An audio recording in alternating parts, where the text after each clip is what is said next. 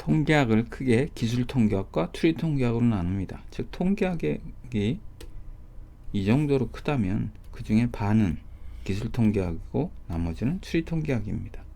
둘의 구별에 대해서 간단히 설명을 드리도록 하겠습니다. 예를 가지고 시작하겠습니다. 어느 도시가 있어요. 이 도시에 소득이 어떻게 되는지 알고 싶어요. 그래서 한 100명만 추출해 봤어요. 100명의 소득을 추출해 봤더니 이런 자료가 나왔어요. 어떤 사람은 1000만 원이고 어떤 사람은 1500만 원이고 연소득이 어떤 사람은 3000만 원이고 쭉 소득이 나왔습니다. 그래서 총 100개의 소득이 나왔어요. 그래서 이거를 표로 만들어 볼 수도 있겠죠. 예를 들면 1000만 원 이하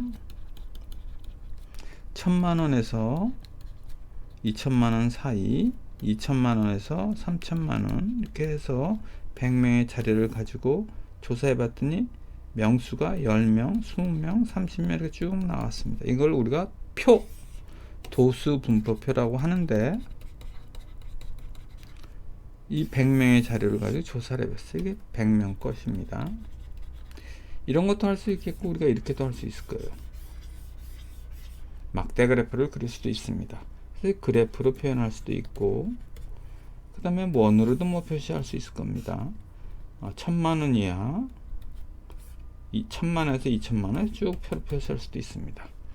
그 다음에 이것을 여기서 100명의 소득을 가지고 평균을 낼 수도 있을 거예요. 산술 평균을 냈더니 2500만 원이었다 할 수 있고 분산을 구할 수도 있을 것입니다. 분산을 그냥 간단하게 하기 위해서 10만이라고 하겠습니다.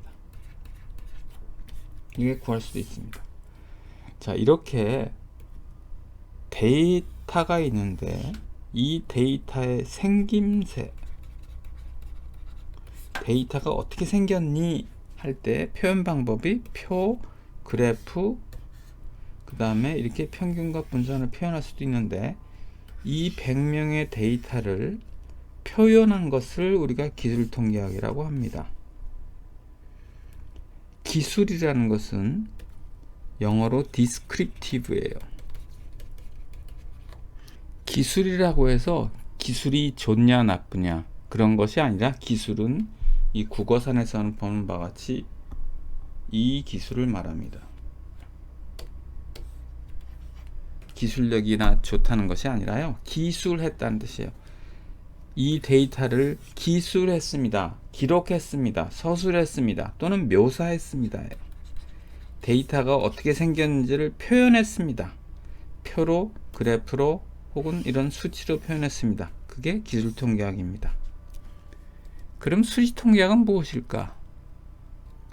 추리통계학은 말 그대로 추리를 하는 것입니다. 이 자료는 추리할 필요가 없죠. 있는 자료니까. 근데 우리가 알고 싶은 것은요, 여기에요. 모집단이에요. 모집단의 예를 들면 평균, 모집단의 분산, 혹은 모집단의 등등등등 모집단과 관련된 사항을 추리를 하고 싶을 때 이 자료를 이용해서 추리를 할 때에 사용되는 통계학 기법이 추리통계학입니다. 그래서 우리가 이렇게 그림을 그릴 수 있습니다. 이제 모집단이라고 하는 게 있고 표본이라는 게 있습니다. 여기서 표본은 100명의 소득이고 모집단은 이 도시 전체 시민의 소득을 말합니다. 그럼 표본의 자료로부터 우리는 이런 것을 얻었습니다. 예를 들어서 평균이 2500이고 분산이 10만이라는 사실을 알았어요. 모집단에서 우리의 관심사항, 즉 알고 싶은 것은 모집단의 평균, 분산 등입니다. 물론 그 외에 다른 것도 많이 알고 싶지만 여기서 평균과 분산을 알고 싶다고 가정을 해보겠습니다. 표본의 평균과 분산을 이용해서 우리가 모집단의 평균과 분산 혹은 그 외에 모집단과 관련된 사항을 추론하는 것을 우리가 추론이라고 합니다. 이와 관련된 통계학이 추리 통계학이에요. 그러니까 기술 통계학은 주어진 자료가 어떻게 생겼냐, 그 생김새를 표현하는 것을 우리가 기술 통계학이라 하고, 그 자료가 있을 때 그 자료가 관심 있는 것이 아니라 그 자료가 나온 모집단에 관련된 사항, 평균 분산 등을 추론하는 것을 추리 통계학이라고 부릅니다. 자, 그럼 다음 질문에 대해 응대해 보겠습니다. 첫 번째 질문. 100명 소득의 평균이 어때? 양극화는 심해? 하고 질문을 했다면 이것은 추리 통계학일까요? 기술 통계학일까요? 기술 통계학입니다. 주어진 자료에 대한 언급을 한 것이기 때문에 그렇습니다.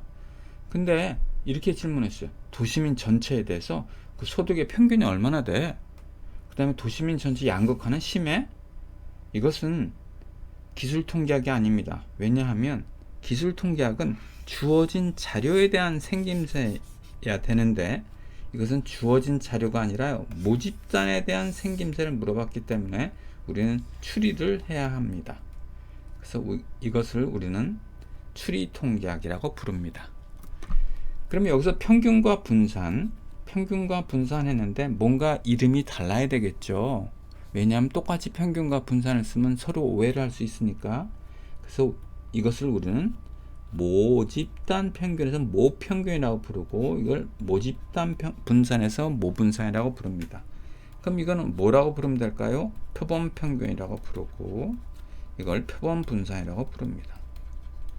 이제 기호로 통계학은 다 쓰는데 모집단의 평균은 뮤, 그리스 단어로 뮤라고 쓰고, 모집단의 분산은 시그마 제곱이라고 표현하고, 표본의 평균은 뮤와 다르게 표현하기 위해서 x바라고 씁니다. 그 다음에 표본의 분산은 s제곱으로 대체됩니다. 따라서 결국 이렇게 되는 거예요. x바와 s제곱을 계산했다는 것은 추리 통계학이 아닌 기술 통계학에 해당되는 거고, 이것으로부터 뮤와 시그마 제곱을 추론했다면 그것은 추리 통계학에 해당됩니다. 근데 유의할 점은 이것입니다. 뮤와 시그마 제곱은 추리 통계학일까요? 그것은 아닙니다. 모집단의 자료가 쭉 있다면 그 모집단의 자료를 내 평균을 계산하는 게 뮤라, 이 모집단 자료의 분산을 계산한 것이 시그마 제곱이라 이것 자체는 기술 통계학에 해당됩니다. 그러나 이 x바와 s제곱을 이용해서 만약에 이걸 추론을 했다면 그것은 추리 통계학에 해당됩니다. 즉 모집단의 자료를 이용해서 계산을 했다면 기술 통계학이고, 표본의 자료를 이용해서, 즉 x바와 s제곱을 이용해서 추론을 했다면 그것은 추리 통계학에 해당됩니다. 지금 기술 통계학과 추리 통계학에 대해서 명확하게 구별을 해 보겠습니다. 여기 명확하게 구별한 글이 여기 있어요. 주어진 자료가 어떻게 생겼는가 하는 질문에 좋은 답변은 자료의 특성을 알려주면 됩니다. 예를 들면 자료의 평균, 분산, 분포 모형 알려주면 되는데, 해당 자료가 어떻게 생겼는지를 파악할 수 있다. 이처럼 주어진 자료의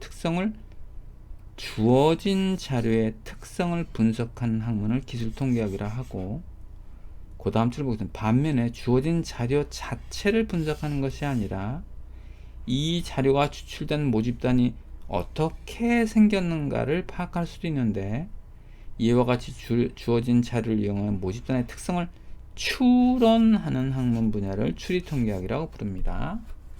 그래서 주어진 자료를 이제 표본이라고 부릅니다. 또 다른 예를 한번 보겠습니다. 제약사가 약을 개발했어요. 그 진통제를 개발했는데, 진통제는 먹자마자 얼마나 빨리 그 효과가 나타나느냐도 중요하겠고, 또 하나는 먹고 나서 얼마나 그 효과 시간이 얼마나 긴가가 또 중요하겠습니다. 그래서 이 효과 시간이 길다고 생각을 하고 있어요. 새로운 신약을 개발했는데, 그래서 1000명을 대상으로 해서 조사를 했어요.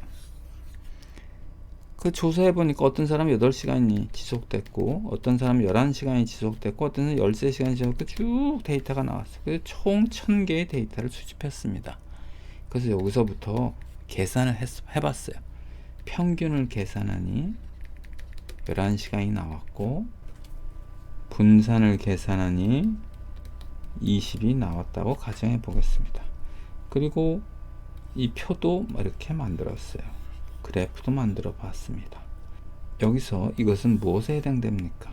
이것은 이 데이터의 생김새에 관한 거기 때문에 기술 통계학에 해당됩니다. 이 데이터가 어떻게 생겼는지 묘사하세요. 해서 기술해 보세요 라는 뜻이죠. 근데 이것으로부터 이제 추론을 한번 해보겠습니다. 그래, 1000명을 대상으로 했으니 이렇게 나오니, 일반 전 세계인을 대상으로 하면 평균이 얼마쯤 나올까? 자, 이 평균이 얼마쯤 나올까? 이 부분은 바로 추리한 것이기 때문에 추리 통계학에 해당됩니다. 이것을 구별을 해야 되겠어요. 뭐를 구별해야 되냐면, 이 평균과 이 평균, 또 이 분산이 있다면 이 분산과 이 분산은 구별해서 표현해야 됩니다. 그럼 요건 무엇으로 해야 될까요? X바라고 표기하고 이걸 표본 평균이라고 부르면 되겠습니다. 그리고 이것은 S제곱이라고 표기하고 이건 표본 분산이라고 하면 되겠습니다. 이건요, 모집단이기 때문에 모평균 또는 모집단 평균 하면 되고, 이건 모집단 분산하면 모분산하면 되겠습니다. 그림을 그리면 이렇게 그릴 수 있습니다. 1000명의 데이터가 여기 있는 거죠. 1000개의 데이터가 있는데 이것을 우리가 표본이라고 부릅니다. 그리고 우리의 관심사항 모평균, 뮤, 모분산, 시그마 제곱, 뮤와 시그마 제곱. 1000명 말고 전 세계인을 대상으로 하면 도대체 진통시간이 평균 얼마나 걸릴까? 분산이 얼마나 될까? 요것이죠. 요것은 우리가 모분산, 모평균이라고 부릅니다. 그리고 이것을 우리가 모집단이라고 부릅니다. 기술통계학과 추리통계학을 공부할 때는 이 모집단과 표본이 자동적으로 따라서 구별이 되어야 합니다. 기술통계학과 추리통계학을 구별을 하려면 자동적으로 모집단과 표본이 구별이 됩니다. 또 다른 예를 한번 들어보겠습니다. 회장님이 1년에 한 번씩 신년 연사를 하세요. 그래서 무슨 말을 쫙 했어요. 이 말한 거를 뭐라고 말했지 하고 정리를 했습니다. 정리해서 요약을 했어요. 이것은 뭐에 해당됩니까? 이것은 기술.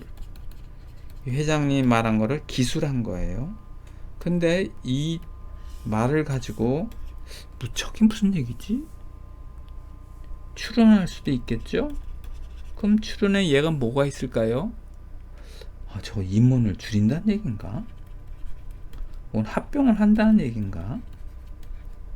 아니면 기계를 도입한다는 얘기인가? 사업을 확장한다는 얘기인가? 하고 추론할 수 있어요. 이것은 통계학에서는 추리 통계학에 해당됩니다. 한 말을, 회장님 한 말을 그대로 정리 요약하는 건 기술 통계학, 그로부터 추론하는 것은 추리 통계학에 해당됩니다.